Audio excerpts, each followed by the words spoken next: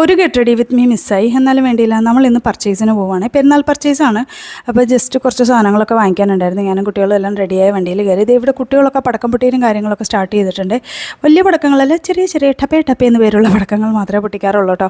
അപ്പോൾ നമ്മൾ ഒരുങ്ങി റെഡിയായി എല്ലാം വന്നിട്ടുണ്ട്. കുറച്ച് സാധനങ്ങളൊക്കെ വാങ്ങിക്കാനുണ്ട്. നല്ല തിരക്കുണ്ടായിരുന്നു. പെരുന്നാളിൻ്റെ എല്ലാ അലങ്കോല കാര്യങ്ങളും ഇവിടെ കാണുന്നുണ്ട് കേട്ടോ.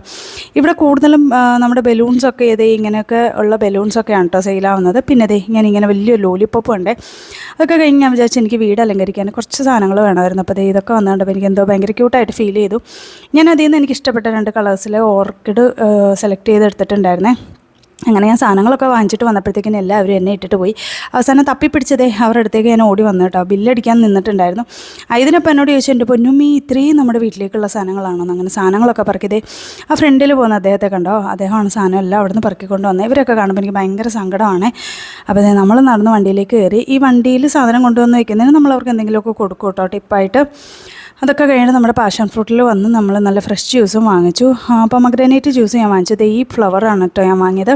അതെല്ലാം കഴിഞ്ഞിട്ട് വന്നു കേട്ടോ. അപ്പം എൻ്റെ വീഡിയോസ് ഇഷ്ടപ്പെടുന്നുണ്ടെങ്കിൽ സബ്സ്ക്രൈബ് ചെയ്ത് സപ്പോർട്ട് ചെയ്യാൻ മറക്കണ്ട. ചിലർക്ക് ചൊറിച്ചിലുണ്ട്, എന്നാലും വേണ്ടിയില്ല.